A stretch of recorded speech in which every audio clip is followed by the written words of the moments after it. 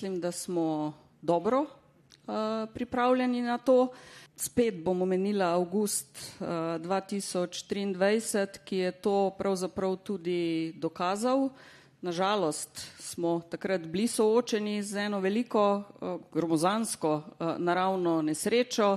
Ogromno infrastrukture je bilo poškodovane, nekaj je bilo popolnoma uničene, celo odneslo nam je nekaj cest, pa smo kljub temu v relativno kratkem času uspeli zagotoviti prevoznost pravzaprav vsem ljudem v naši državi. Tako da to je tisti prvi ključen korak, da znamo takoj postaviti ekipe, jih mogoče tudi prestaviti iz terena z določenih projektov tja, kjer je to res najbolj nujno. Naša naloga je pravzaprav, da cestno in prometno infrastrukturo naredimo bolj odporno.